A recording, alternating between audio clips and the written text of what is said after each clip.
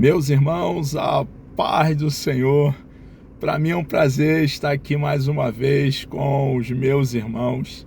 A nossa tão amada editora CPAD preparou para falarmos nesse segundo trimestre do ano de 2024 sobre a carreira que nos está proposta. E hoje chegamos aqui à lição de número 5, onde iremos discorrer sobre os inimigos do cristão.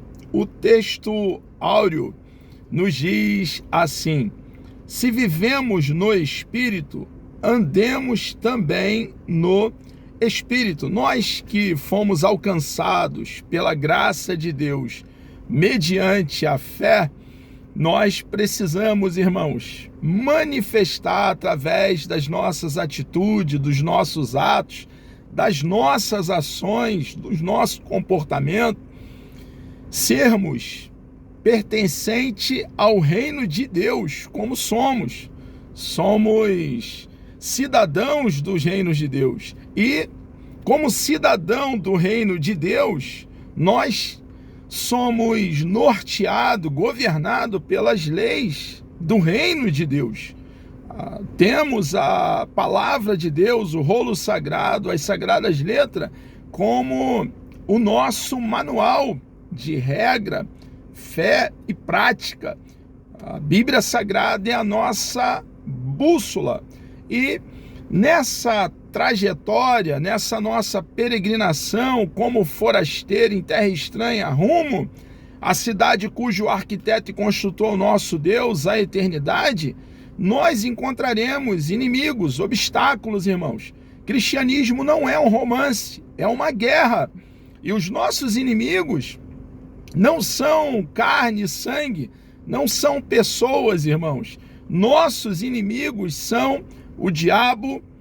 Nossos inimigos são o mundo, o sistema que está corrompido, contrário às leis do nosso Deus, e o nosso inimigo é a natureza pecaminosa que ainda reside em nós, porque herdamos do pecado do nosso papai Adão e da nossa mamãe Eva. Porém, irmãos, nós que fomos alcançados pelo cristianismo, e fomos nesse momento regenerados, nascemos de novo, entramos num processo de santificação, fomos inseridos ao corpo de Cristo, nós precisamos buscar poder na terceira pessoa da Santíssima Trindade, no Espírito Santo, para viver a verdade do Evangelho. E vivendo a verdade do Evangelho, manifestaremos, irmãos, o fruto do Espírito que cresce dentro de cada um de nós cristãos, amadurece dentro de cada um de nós. Então, o fruto do Espírito será manifestado em nossa vida com as suas características, deixando claro, irmãos, que estamos arraigados e fundamentados em Cristo, através, como eu já falei, reitero para uma fixação das nossas atitudes, das nossas obras, das nossas ações. Quando o apóstolo Paulo, falando à igreja que estava ali na Galácia, traz essa orientação no texto áureo: se vivemos no Espírito, andemos também no Espírito, fala de uma vida pia, irmãos. Nós não somos camaleões que mudam de cor. Aonde quer que nós estejamos, somos cristãos, somos sal, somos luz e estamos para anunciar as boas novas do reino, pregar a palavra de Deus a tempo e fora de tempo. Nós, a igreja, temos uma missão que pesa sobre os nossos ombros, de como arauto, proclamar a verdade que nos alcançou. O Evangelho nos mudou de forma radical, irmãos. Um dia nós entendemos o Evangelho, porque pregaram as boas novas de salvação para nós. E nós, depois de entender o Evangelho, atendemos. Nós não prevaricamos, faltamos ao dever, pelo contrário, abraçamos a causa do cristianismo. Exatamente por isso que aqui estamos, irmãos. E nós precisamos compartilhar desse tesouro, irmãos. O tesouro que é o Evangelho, as boas novas de salvação. Anunciar que existe vida eterna. E a vida eterna só é possível através da pessoa de nosso Senhor e Salvador Jesus Cristo. Ele é o único mediador entre nós e Deus Pai. Ele, como a oferta e o oficiante, ele entrou no Santo dos Santos, no céu, levando a oferta, o seu próprio bendito e precioso sangue, para nos resgatar do mercado de escravo o qual nós estávamos. Jesus quitou, Jesus fez expiação por nós, irmãos. Ele quitou a nossa dívida. Foi o nosso substituto, o nosso representante, foi o nosso fiador.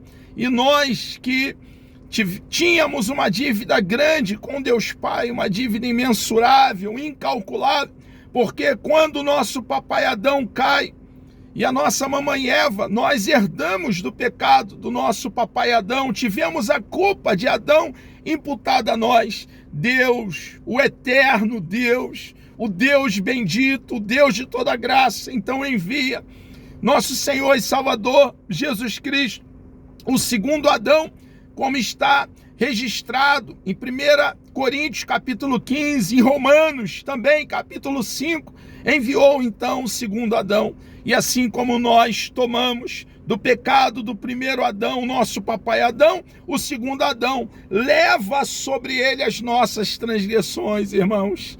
E ele então, naquele madeiro, ele toma todo o cálice da ira de Deus sem deixar cair uma gota sequer. E ele então paga a nossa dívida, a dívida que tínhamos com Deus Pai. E quando nós cremos nele, em Jesus de todo o coração, ele nos justifica. Nós somos declarados justos por Deus Pai. A justiça de Cristo nos é imputada, irmãos. E só dessa forma, como diz Romanos capítulo 5, versículo 1, nós desfrutamos de paz com Deus. Irmãos, você tem como, minha irmã, meu irmão, nós, a igreja, nós cristãos, mensurar, analisar, avaliar o que é ter paz com Deus? Nós que estávamos longe de Deus, distante de Deus, irmãos, nós que éramos inimigo de Deus por natureza, nós que estávamos debaixo da ira de Deus, pelos nossos pecados, porque o pecado faz separação entre nós e o nosso Deus. Deus é um Deus irado contra o pecado. Mas, irmãos, uma vez que Jesus pagou o preço no nosso lugar, uma vez que Jesus quitou a nossa dívida com Deus, uma vez que Jesus satisfez a justiça divina de um Deus santo que não empurra pecado para embaixo do tapete, mas pune o pecado, uma vez que Jesus fez propiciação por cada um de nós, que cremos nele de todo o coração, tornou Deus favorável a nós, crendo em Cristo de todo o coração, nós não estamos mais caminhando para juízo, caminhando para condenação, caminhando para inferno, mas por crer em Cristo de todo o coração, tivemos a nossa trajetória radicalmente, completamente mudada. Hoje caminhamos para os braços daquele que proveu eterna salvação para nós. O mérito é todo dele. A glória, a honra, o louvor, a exaltação, importa que ele cresça e que diminuamos. É todo daquele que na eternidade, antes da fundação do mundo, elaborou, escreveu o plano de salvação. Irmãos, foi grande coisa que Jesus fez por nós. E nós devemos então, irmãos, por termos sido alcançados por essa graça, viver a verdade do Evangelho. E viver a verdade do Evangelho é viver em espírito e andar em espírito. Paulo ainda prossegue na doutrina, ali a igreja que estava na Galácia, e a doutrina para nós hoje, igreja do século 21, não sejamos cobiçosos de vanglória. irritando-nos uns aos outros, invejando-nos uns aos outros. Gálatas capítulo 5, versículo 25 e versículo 26. Nós, irmãos, que andamos no Espírito, não há como manifestarmos as obras da carne, cobiçando, vivendo em vanglória, irritando uns aos outros, invejando uns aos outros. Não, irmão, porque estando no Espírito, o que é manifesto em nossa vida, ao contrário das obras da carne que manifestávamos em nossa vida pregressa, antes de abraçarmos a causa do cristianismo, hoje vivendo no Espírito, arraigado e fundamentado na segunda pessoa da Santíssima Trindade, no eterno Filho de Deus, manifestamos, é uma realidade na vida de todo cristão, nascido de novo, regenerado, que foi inserido ao corpo de Cristo, que está em um processo de santificação, que foi justificado, é uma realidade manifestarmos o fruto do Espírito com as suas características. Verdade prática na jornada da fé. Há inimigos, irmãos, haverá obstáculos em nossa peregrinação ao palmilharmos por essa vereda. Observe, irmãos, que estamos em uma viagem, estamos em uma jornada rumo à eternidade, e os nossos inimigos, irmãos, não são carnais. Os nossos inimigos são espiritual. O sistema corrompido desse mundo contra as leis do reino de Deus, influenciado esse sistema pelo príncipe da potestade do ar, o diabo, que quer nos destruir, porque o diabo quer atingir a Deus, e uma vez que ele nos destrua, ele atinge membros do corpo de Cristo, esse corpo que tem Cristo como cabeça e salvador do mesmo corpo. Então nós, irmãos, precisamos nos sujeitar a Deus e resistir ao nosso adversário e andar em espírito. Na jornada da fé há inimigos. Não estamos isentos de dificuldade. Muitas vezes nos encontraremos no epicentro do problema, da dificuldade. Algumas vezes sofreremos naufrágio. Algumas vezes, irmãos, nos apedrejarão. Algumas vezes estaremos dentro da cova com os leões. Algumas vezes estaremos dentro da fornalha de fogo ardente, da fornalha da aflição. Algumas vezes estaremos no deserto, no vale, mas nesses momentos, irmãos, Deus estará nos amadurecendo, nos fortalecendo. Os inimigos da igreja, irmãos, a igreja que não pode ser parada, a igreja que não pode ser vencida, porque o dono da igreja é Deus, irmãos. E Deus é o paladino do seu povo. Ele é o defensor corajoso da sua igreja. Irmãos, no nosso caminho haverá muitos inimigos que vão tentar nos atrapalhar. E esses inimigos, irmãos, são o diabo, a nossa própria carne, que deve ser subjugada por nós no poder do Espírito de Deus, e o mundo, mas em Cristo, nele, como eu já tenho falado, reitero para uma fixação, em Cristo somos mais do que vencedores. Ele, Jesus Cristo, eterno Filho de Deus, ele garante vitória ao seu povo, ele garante vitória a você, meu irmão, minha irmã, a mim. Se porventura você tem passado pelo vale da sombra da morte, aguenta firme, porque existe uma promessa que pesa sobre você, meu irmão e minha irmã.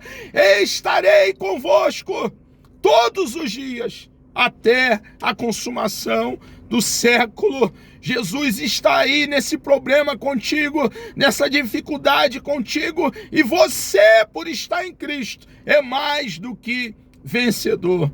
Leitura bíblica em classe, Romanos, capítulo 6, do versículo 11 ao versículo 14. 1 João, capítulo 2, do versículo 15 ao versículo 17. Assim nos diz o primeiro texto sagrado: Assim também vós considerai-vos como mortos para o pecado. É a postura, é o estado daquele que foi alcançado pela graça de Deus mediante a fé.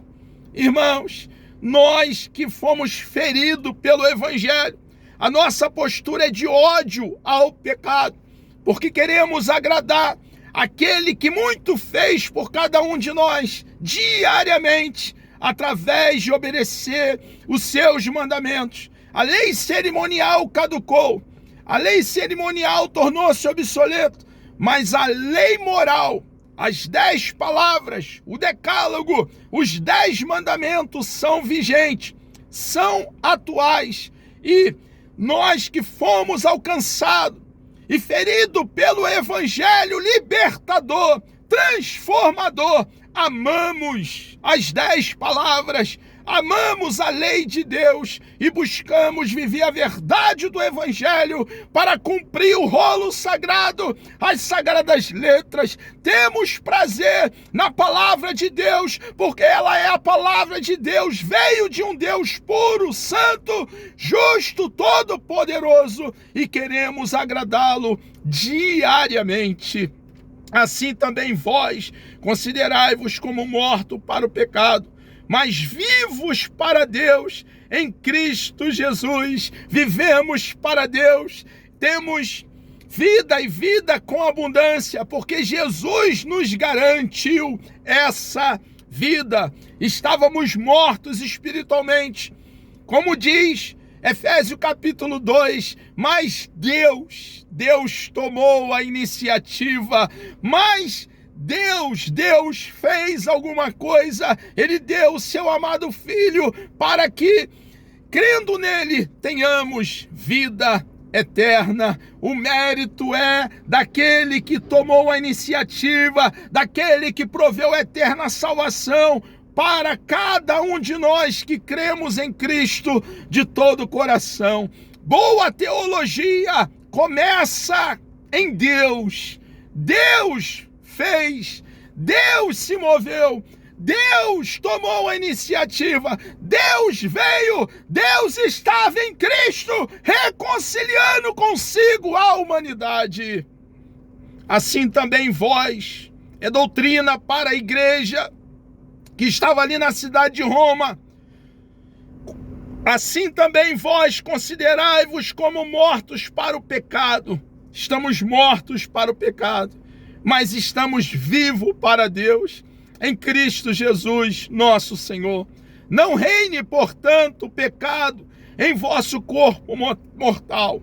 A postura de alguém que foi alcançado pela graça de Deus mediante a fé é de ódio ao pecado, é de asco, de repulsa ao pecado, porque o pecado faz divisão entre nós e o nosso Deus. O pecado faz uma ruptura na comunhão, no nosso andar com Deus, porque cristianismo, irmãos, é relacionamento com Deus, é sintonia com Deus, é contato com esse Deus santo, bendito e todo-poderoso. Não reine, portanto, o pecado em vosso corpo mortal, para lhe obedecer em suas concupiscências. Nem tampouco apresenteis os vossos membros ao pecado por instrumento de iniquidade, mas apresentai-vos, ao contrário, irmãos, de viver fazendo o que fazíamos antes, de termos tido um encontro com Jesus. Nós hoje, irmãos, apresentamos o nosso corpo vivo, santo, puro, a Deus. Apresentamos a Ele a nossa vida completamente entregue. Isso fala, irmãos, de uma entrega diária. Isso fala de um respirar o Evangelho. Nem tampouco apresentei os vossos membros ao pecado por instrumento de iniquidade, mas ao contrário, é o que Paulo está dizendo: apresentai-vos a Deus como vivo dentre os mortos, e os vossos membros a Deus como instrumento de justiça. Porque o pecado não terá domínio sobre vós. Nós, irmãos, não temos mais que estar debaixo do jugo do pecado, porque Jesus nos libertou, Jesus nos resgatou para vivermos livremente para Ele, irmãos. Fomos criados para glorificar o nome desse Deus santo, puro e perfeito, porque o pecado não terá domínio sobre vós, pois não estáis debaixo da lei, mas debaixo da graça. Não ameis o mundo, nem o que no mundo há. Se alguém ama o mundo, o amor do Pai não está nele, porque tudo o que há no mundo, a concupiscência da carne, a concupiscência dos olhos, a soberba da vida, não é do Pai, mas do mundo. E o mundo passa, e a sua concupiscência, mas aquele que faz a vontade de Deus permanece para sempre. O objetivo da lição são três. O primeiro, identificar o primeiro inimigo do cristão, o diabo. Vai ficar bem claro aqui que o diabo é real e ele quer nos derrotar. Segundo objetivo, explicar o conceito bíblico da palavra carne. Vai ficar bem claro que a nossa natureza, a natureza adâmica, deve ser subjugada por nós. E nós, cheios do poder do Espírito Santo, precisamos subjugar a natureza adâmica que está em nós. 3. Apresentar o termo mundo, enfatizando os 3 níveis de vícios infames de acordo com a lição. Na jornada da vida cristã, nos deparamos com perigos. Não estamos isentos de perigos, de dificuldade. Perigos que ameaçam a trajetória do nosso caminho rumo ao céu. Nessa trajetória encontraremos 3 inimigos, os quais já aludimos, que buscam nos atrapalhar: o diabo, a carne e o mundo. O diabo e o mundo estão do lado externo de nossa trajetória. Já a nossa carne, porém, está do lado de dentro. É a nossa natureza pecaminosa, como nós já temos falado. Por isso, nesta lição, é o escopo desse estudo, o alvo, a finalidade desse estudo. Estudaremos esses 3 inimigos da jornada da vida cristã. O primeiro inimigo é o diabo. O diabo é real. A existência do diabo como pessoa é descrita desde o primeiro livro da Bíblia. No Antigo Testamento, as ações de Satanás são descritas em Gênesis, 1 Crônicas, Jó, Salmos, Isaías, Ezequiel e também no livro de Zacarias. Já no Novo Testamento, nós observamos a atuação do diabo por cerca de 25 vezes, das 29 passagens dos evangelhos em que Jesus o menciona. Em seu ministério, nosso Senhor atesta a realidade de Satanás, aí em Mateus capítulo 13, versículo 39, Lucas capítulo 11, versículo 18. A descrição de Satanás, a Escritura Sagrada descreve Satanás como um ser espiritual, que pertencia a uma ordem angelical dos querubins, sendo o mais exaltado deles, como nós observamos ali na narrativa de Ezequiel, capítulo 28, versículo 12 e versículo 14, também no livro ali de Judas, versículo 9, por ele pertencia a uma ordem elevada. Está registrado que o arcanjo Miguel contendeu com Satanás, e isso está registrado, esse fato, ali no livro de Judas, a respeito do corpo de Moisés. Houve ali essa contenda de Satanás, lutando ali a respeito do corpo de Moisés com o anjo Miguel. Mas não ousou o anjo Miguel pronunciar juízo de maldição contra ele. Irmãos, se o arcanjo Miguel, ele não ousou pronunciar palavra de maldição contra o diabo, quando houve essa disputa, está registrado ali do diabo com o arcanjo Miguel. não ousou Miguel usar uma palavra de maldição contra o diabo, mas disse: o Senhor te repreenda. Se um anjo tão poderoso, irmão, como o arcanjo Miguel, se apoiou totalmente em Deus para repreender o diabo, quem somos nós, irmãos, para dizer que o diabo está embaixo dos nossos pés? O diabo está onde a Bíblia diz que ele está. O diabo está rodeando a terra, passeando por ela. O diabo está ao nosso derredor, bramando, rugindo como leão, buscando a quem possa tragar. O diabo é príncipe da potestade do ar. O diabo não está embaixo dos nossos pés. O diabo está onde a Bíblia diz que ele está. E nós devemos seguir o exemplo do anjo Miguel e nos apoiar completamente em nosso Deus para repreender o diabo. De fato, Satanás é o chefe dos anjos caídos. Ele possui poder, porém, suas ações estão limitadas. Ele é limitado, irmãos. Deus o limita. O diabo, embora tenha muito poder, ele não pode fazer tudo o que ele deseja fazer. Nós observamos isso ali no livro de Jó, quando Deus põe limite nas ações do diabo. E essa é uma realidade e uma doutrina para nós, a igreja. O diabo só vai até onde Deus permite que ele vá. Ele possui poder, porém suas ações estão limitadas. Mas é visto como Deus deste século, o príncipe da potestade do ar. 2 Coríntios capítulo 4, versículo 4, Efésios capítulo 2, versículo 2. Também podemos afirmar que Satanás é um ser que possui personalidade, ou seja, ele tem inteligência, raiva, desejos, vontade própria. Nosso Senhor considerava Satanás como uma pessoa e por isso usou pronomes pessoais para referir-se a ele.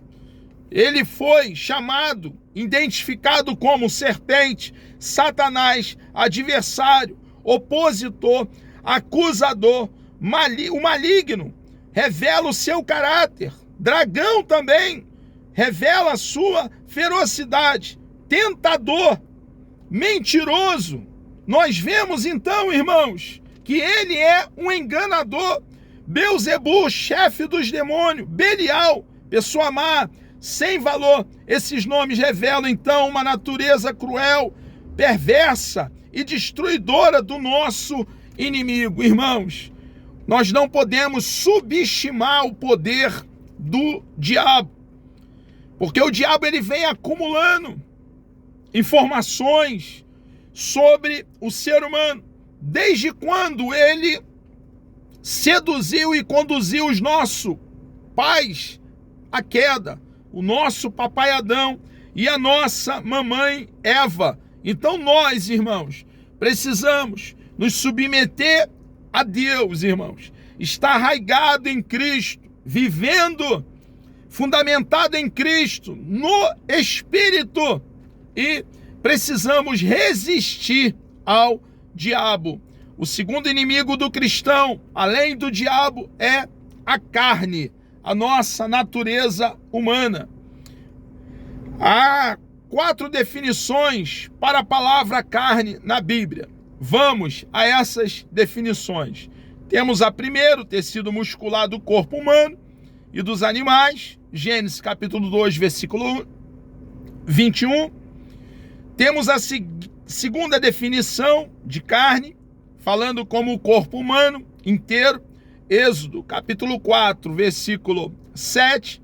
Temos a terceira definição da palavra carne na Bíblia, fala do ser humano, segundo as suas fragilidades e mortalidade, Salmo 78, versículo 39. Mas temos também, e é o que nós vamos tratar aqui, a quarta definição de carne na Bíblia, que está em Gálatas, capítulo 5, versículo 19, e Gálatas também, capítulo 6, versículo 8. a natureza humana pecaminosa, a nossa própria natureza, que está dentro de nós, que é algo inerente, irmãos, inato a nós, seres humanos. Dentre muitas perspectivas da palavra carne na Bíblia, a expressão concupiscência da carne tem grande relevância. Quando o apóstolo João usa esse termo, ele se refere à satisfação carnal em todas as suas dimensões, como, por exemplo, glutonaria, que é o apetite desordenado, é pecado. Nós precisamos ter domínio próprio, nós precisamos ter temperança, sensualidade, bebedeira, relações sexuais ilícitas. Nós sabemos biblicamente que o sexo dentro do casamento é santo, é puro, é perfeito. Mas fora do casamento, o sexo está embaixo da ira de Deus, a fornicação, o adultério. Então nós, irmãos, precisamos entender e agradar o nosso Deus diariamente através de cumprir as suas leis. Irmãos, nós cristãos, ao contrário de manifestar as obras da carne, precisamos manifestar através da nossa vida o fruto do Espírito.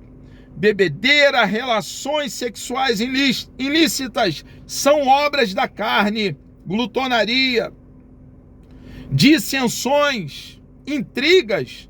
A expressão revela que não há critério ou norma moral num contexto em que a busca pelo prazer individual dita a tendência.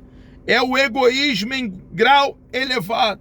O egoísmo, irmãos, o olhar só para o nosso umbigo e querer satisfazer os nossos desejos, nos leva, então, a pecar contra o nosso Deus.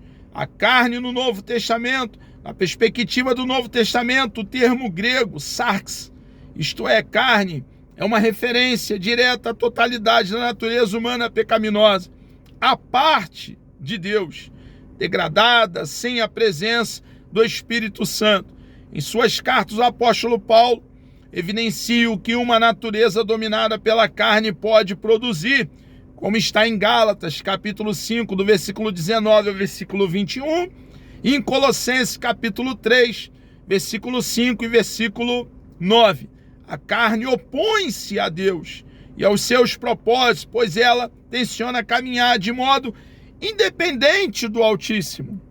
Ao contrário, irmãos, de nós, a nossa postura, antes de abraçarmos a causa do cristianismo, que queríamos fazer tudo que tínhamos desejo de fazer e viver uma vida desregrada, absoluta, agora o nosso desejo é a vontade de Deus, irmãos. Queremos agradar aquele que nos alcançou, que nos salvou, que fez uma obra preciosa por nós, irmãos, que, embora seja completo nele mesmo, porque não existe nada fora de Deus que Deus necessite, ele nos amou primeiro, nos amou com amor eterno, e com base no seu grande e imenso amor, ele veio, irmão, e proveu vida eterna para cada um de nós, proveu para que um dia na eternidade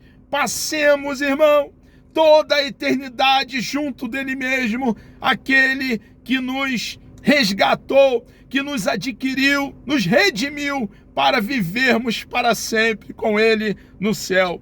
Seu desejo e vontade estão fora dos planos de Deus.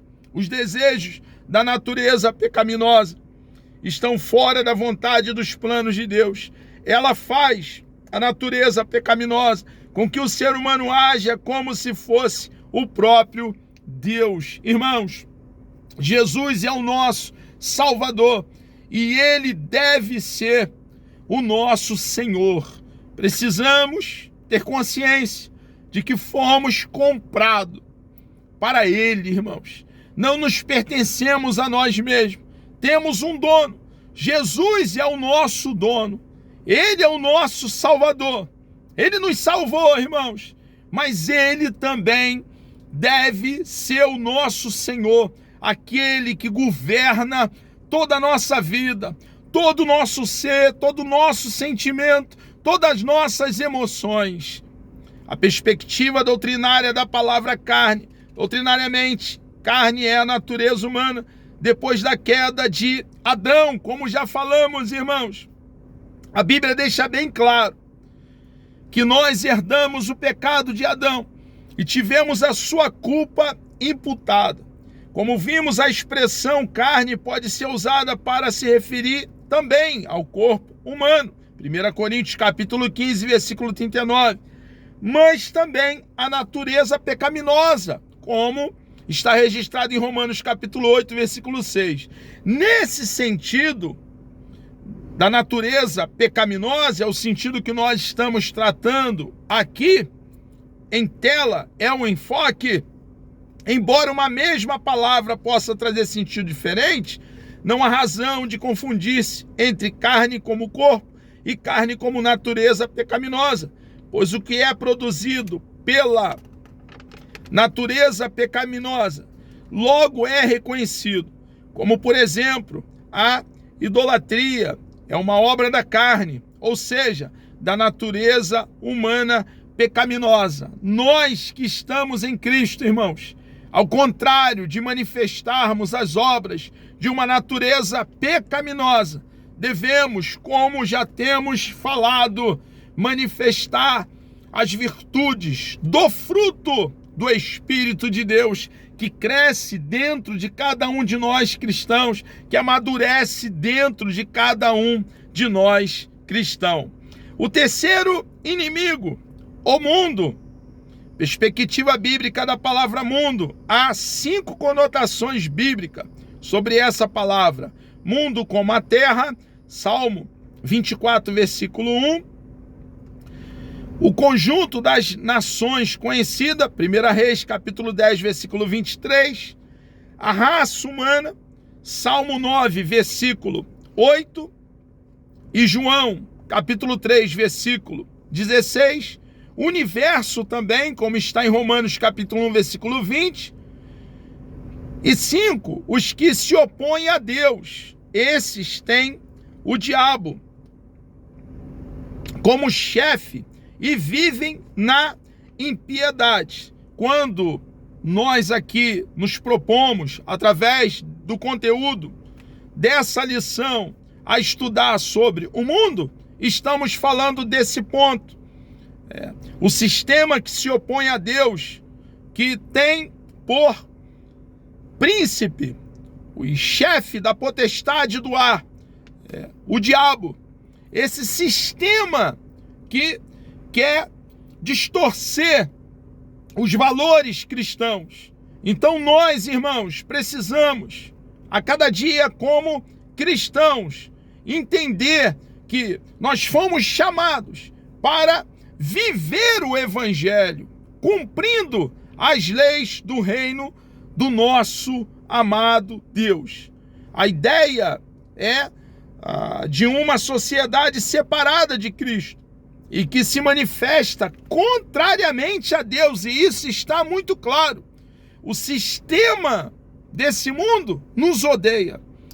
Nos odeia porque nós somos cristãos, porque nós obedecemos o nosso Deus, e esse sistema nos odeia porque é um sistema influenciado pelo príncipe da potestade do ar, o diabo. A ideia é de uma sociedade separada de Cristo, que se manifesta contrariamente a Deus, pois está dominada pelos vícios mais infames, cujas ações não condizem com a vontade de Deus. Na epístola, esses vícios são classificados em 3 níveis: concupiscência da carne, concupiscência dos olhos e a soberba da vida. 3 níveis de vícios infames: a concupiscência da carne, dos olhos e a soberba da vida. São níveis de vícios infames que todo cristão encontrará diante da sua jornada. Nós encontraremos, irmãos, enquanto estivermos aqui em peregrinação, nos depararemos, irmãos, com a concupiscência da carne, a concupiscência dos olhos e a soberba da vida. E nós precisamos, irmãos, nos submeter ao nosso Deus e voluntariamente, com o coração cheio de gratidão por tudo aquilo que o nosso Deus já fez por cada um de nós, viver a palavra de Deus diariamente. A concupiscência da carne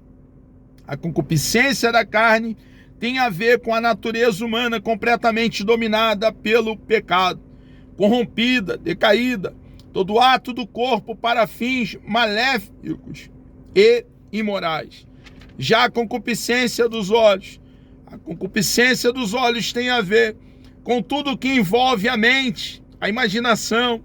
Ela cria o desejo pelas coisas pecaminosas oferecida pela mídia, pela música, filmes, literatura e arte, para ceder aos desejos carnais. Irmãos, nós cristãos não estamos proibidos de assistir um bom filme. Nós temos filmes que são preciosos e nos passam muitas orientações extremamente importantes. Poderia aqui falar, por exemplo, sobre o filme A Lista de Schindler, que eu recomendo. Nós, cristãos, não estamos tolhidos de ler os clássicos da literatura, Dostoiévski, Tolkien e outros, muitos, Machado de Assis. Pelo contrário, nós que estudamos o rolo sagrado, tomamos tempo para debruçar sobre as sagradas letras, examinar a palavra do nosso Deus, valorizamos os clássicos da literatura.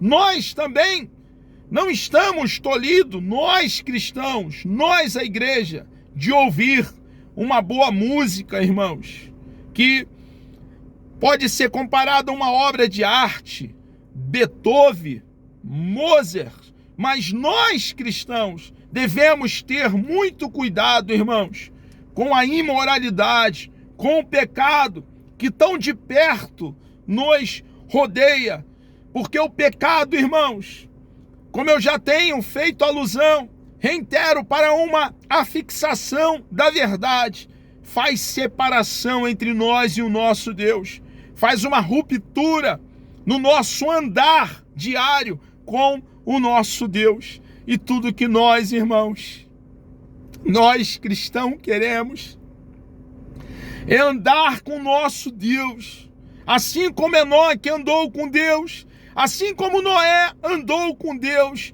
homens que desfrutaram de íntima comunhão com Deus. Nós também queremos desfrutar de íntima comunhão com esse Deus bendito e todo-poderoso. Então nós devemos ter cuidado com a concupiscência dos olhos e também com a soberba da vida.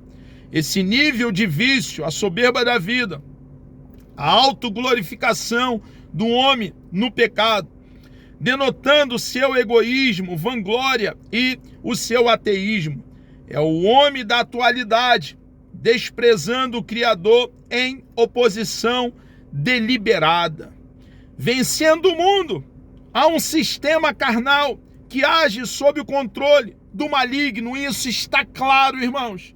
Muitas pessoas de bem, que não são cristãs, elas observam e falam, isso é um exagero, olhando para o comportar da sociedade atual do século XXI. Ficam boquiabertas, apavoradas, atônitas, porque a imoralidade é algo que a cada dia se vai avolumando e tomando formas diversas. Até mesmo o não cristão, pessoas que têm um bom caráter, vai ficar claro a maldade do sistema, irmãos. Então, o sistema carnal. Existe um sistema carnal que age sob o controle do maligno, que busca nos remover do caminho que leva ao céu por meio de ideologias anticristãs, estilo de vida que não glorificam a Deus em nada e formas contrárias aos valores do Evangelho. Para vencer essas investidas é preciso ter uma vida, irmãos, cheia do Espírito de Deus, andar no Espírito, para que não cumpramos as obras da carne, mas vivamos para agradar o nosso amado, bendito e precioso Deus. Para vencer essas investidas é preciso ter uma vida cheia do Espírito. Efésios capítulo 5, versículo 18. É preciso também viver plenamente em Cristo Jesus, fazendo a vontade de Deus. Mateus capítulo 7, versículo 21. Sendo assim, precisamos nos sujeitar a Ele, a Deus. Ter Deus como Senhor da nossa vida. Aquele que nos governa, aquele que nos adquiriu para Ele mesmo. Ele é o nosso dono.